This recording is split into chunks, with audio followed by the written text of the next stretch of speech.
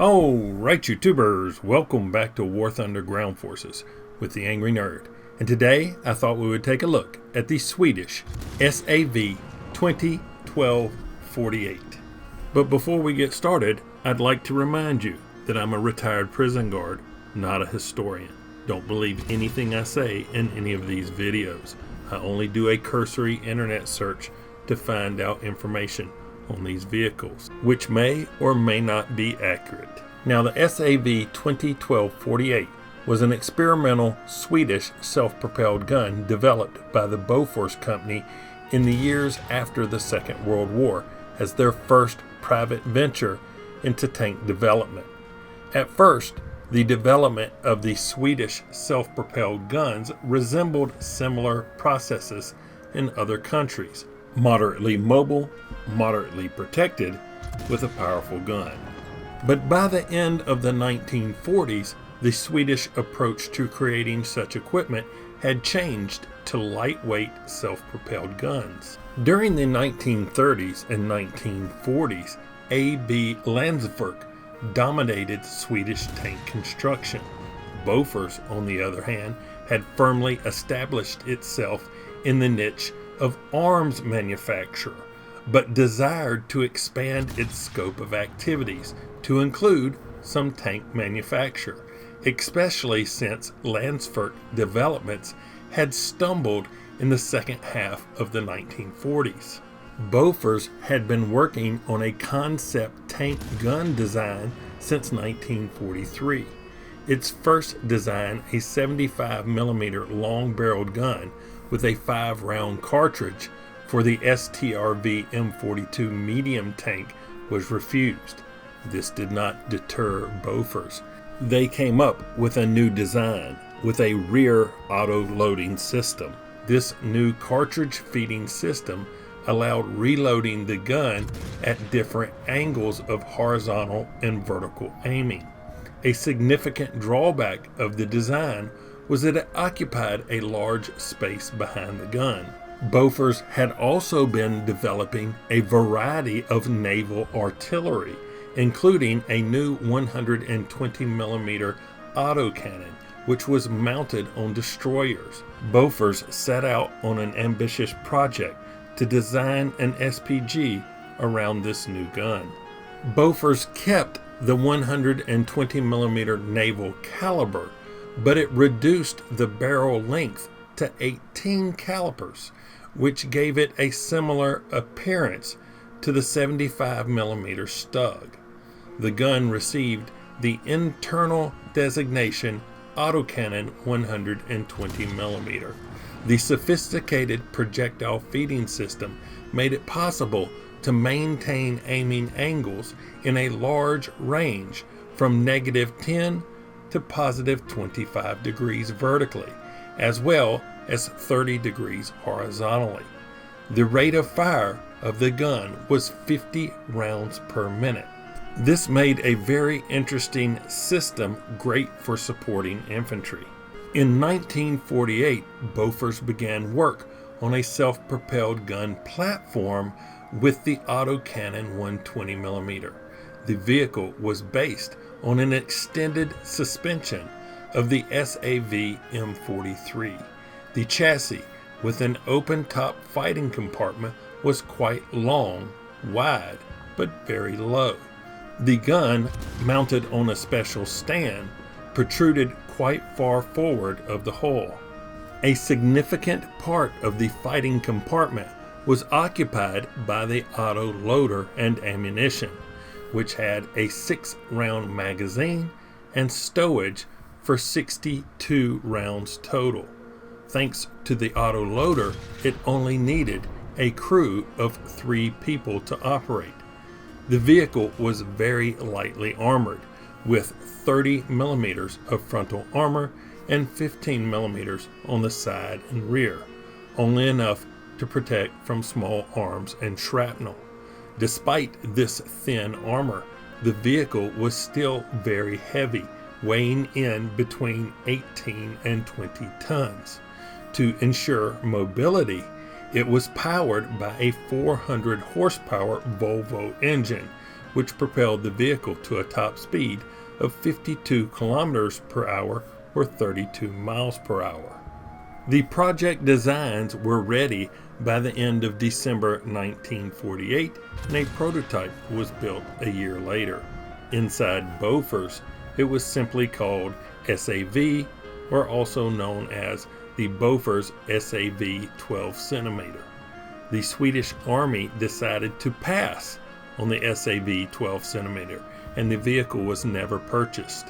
It is not clear why the Swedish Army decided not to adopt the SAV 12cm, but it is speculated that it was the complexity and cost of the auto-loading system. Now in War Thunder Arcade, the SAV 20.12.48 is a rank 2 tank destroyer with a battle rating of 3.7.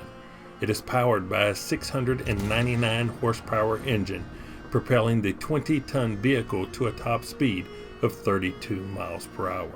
It comes equipped with a 120 millimeter automatic cannon. Now I have it assigned to an expert crew with a crew level of 150, which gives me a reload of 1.2 seconds. With a premium account, it has an XP reward of 390% and a silver line reward of 135%. So what do I think of the SAV 12cm here in War Thunder? Well, to tell you the truth, I haven't had this much fun playing a vehicle in a very long time. It's an all or nothing kind of vehicle. It's like bringing a revolver to a flintlock pistol fight. I mean, you get 6 shots before somebody else can reload. After your 6 shots, you need to run and hide, because if you get hit, you will get ammo racked. That brings me to the pros and cons of this vehicle. Pros: has a very powerful, fast-firing gun, and it's very mobile.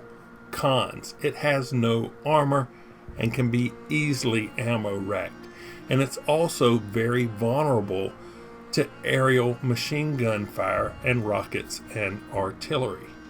That being said, why don't we hop into a game and see what I was able to do with the SAV 20.12.48. Here we go.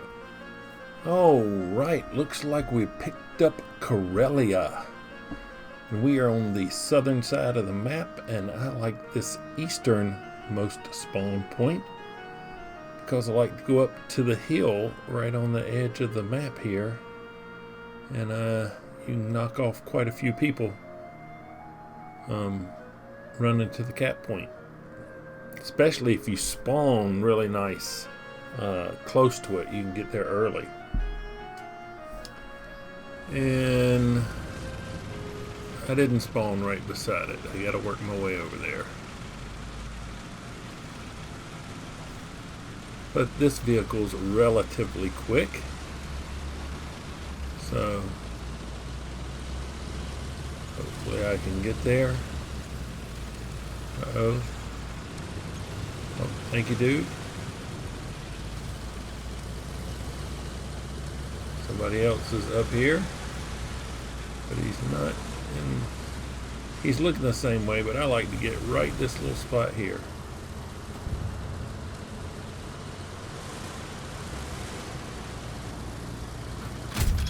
Right there. That's the way. I like it. All right.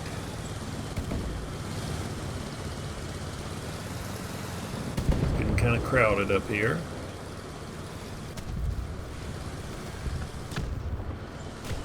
If you get to the top of the hill where that stug is going, you can get picked off sometimes pretty easily.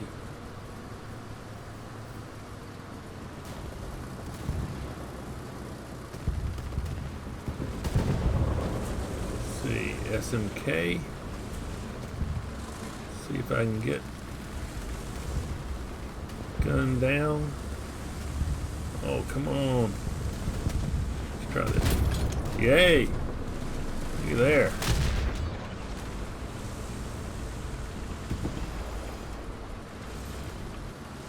Another SAV 2012 over there.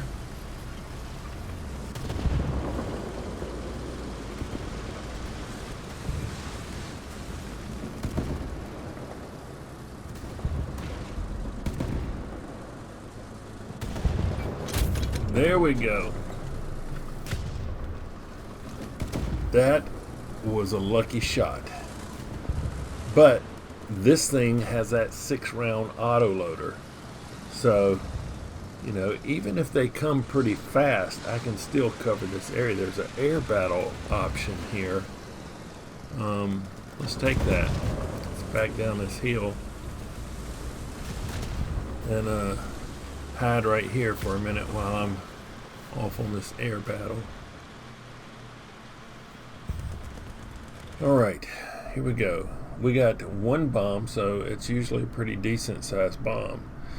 So with this, if you can find a group of tanks clustered together, you can usually kill multiples, but I really don't see some in that tight of a group, so I'm going to go for some tank destroyers. They're usually pretty thinly armored, and it might be pick up a kill even if I don't have a direct hit.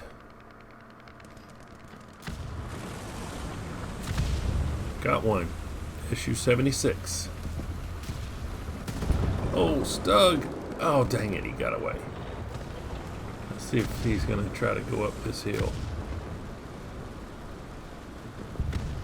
Where is he going? Is he coming through this gap? Ha!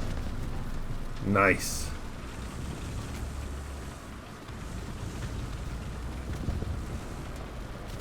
Okay, Panzer III got past me. Where's he going? Alright, now that burning Hulk is out of my way.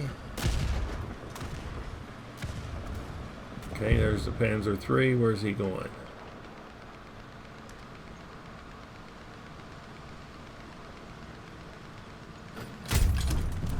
He's not going anywhere. I wasn't expecting to kill him, so I started reversing.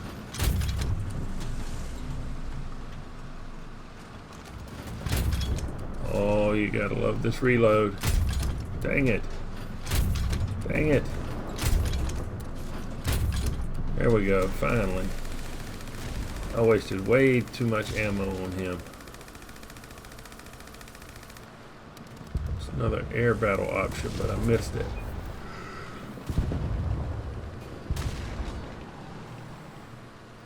Tank destroyer right here on the edge.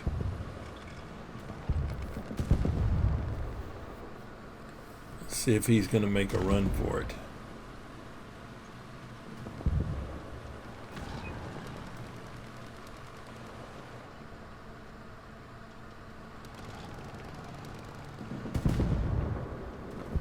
I don't like the speed and stuff down there in the lower left-hand corner anymore.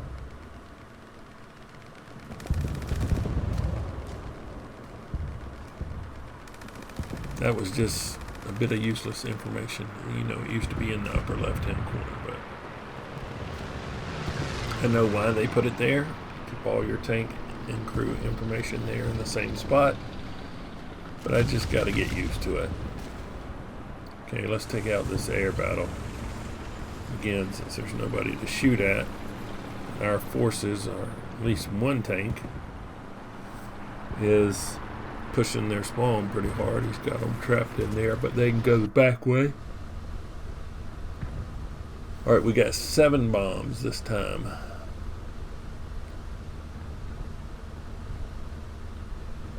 Let's see, it's a medium tank over here by himself. Oh, and an SPAA. I love to bomb SPAAs. So, drop a few there. No, I can't get him. Alright, let's try coming through here. Oh, here's a couple of tank destroyers. I think that's it. Let's jump out. Got a couple, I think. Maybe one. I don't know. Oh, T-50. Dang it.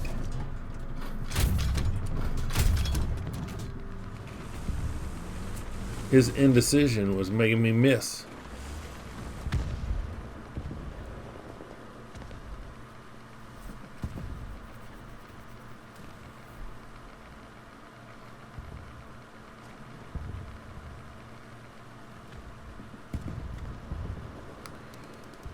Looks like our friendlies are handling stuff over there at that cap, or at that spawn. 2 friendly tanks over there, so I think I'm gonna need to go find some alternate hunting grounds, because the tanks have got to make it through them 2 guys before I could get a chance to shoot at them.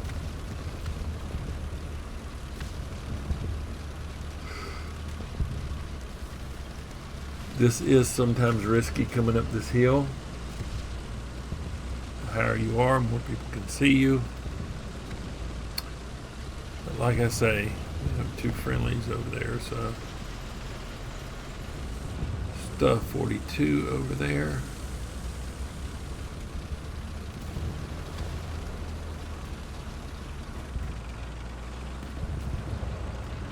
Just gonna take a look right through here. There we go. Oh, I don't have a shot on him.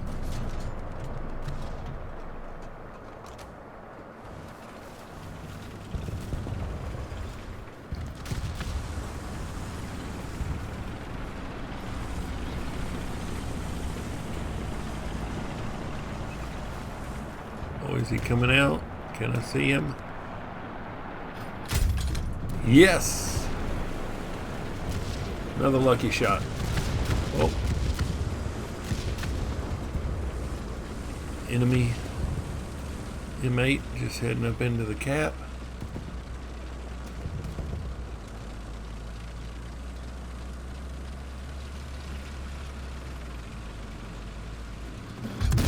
Alright, we got him stopped and destroyed.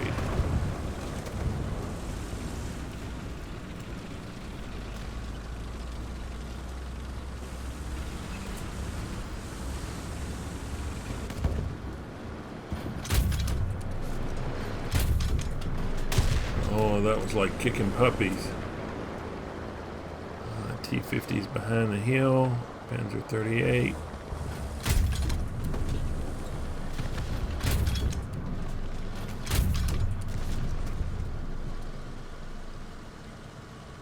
Be still, you. I used up all my rounds. Alright. Now, come out there again.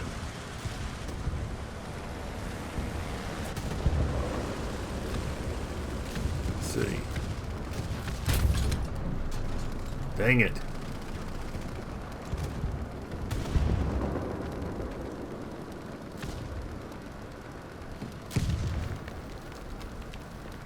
Come on.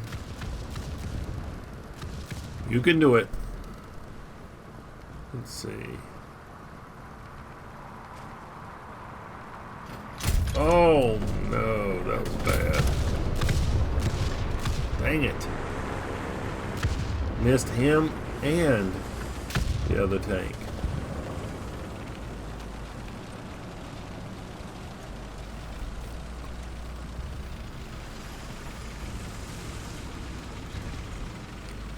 Right. Alright, T-50. Nope, he's too fast. Oh, wait, Panzer 3?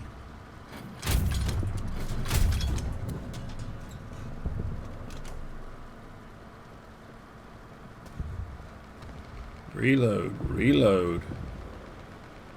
Dang it. Oh, I should have killed him.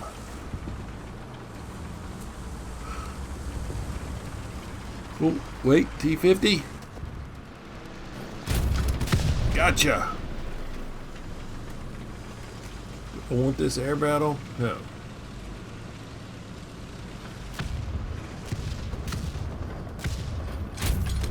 There we go.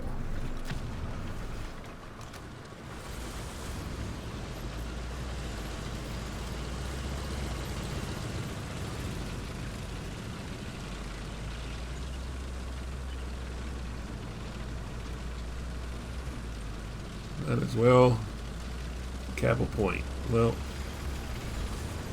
game's over anyway, so. Hey, look at there. 16. It didn't even feel like 16. But guess it was. It's nice. Let's take a look. Oh, we got a battle trophy. Yeah. Land hunt. Okay. Whatever. Alright, awards. First strike. According to intelligence. Adamant. One shot. Tank rescuer. Avenger. Shadow strike streak. Double strike. Professional. Survivor. Heavy metal hero. And the best squad. First place in the team.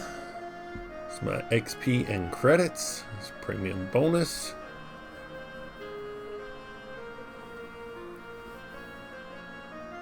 So this vehicle was loaned to me on a test drive, so I don't know if I'm getting full XP and credits, so just keep that in mind. Speaking of that, let me take this opportunity to thank Gaijin for loaning me this vehicle for test purposes. That being said, what is my opinion of this vehicle? I really like it. This thing has been a blast to drive, and this is not the first time I've had results like this. I've had numerous games above 10 kills, but I just chose this particular battle to show you.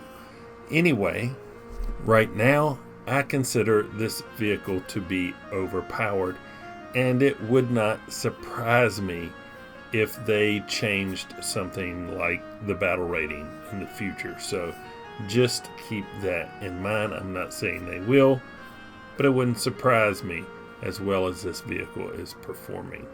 But if you're interested in a premium vehicle to help you advance through the Swedish tech tree, this thing is loads of fun. If you've liked this look at the SAV 20.12.48, hit that like button. If you didn't, don't. Subscribe if you would. But as always, thanks for watching. And stay safe out there. Nerd out.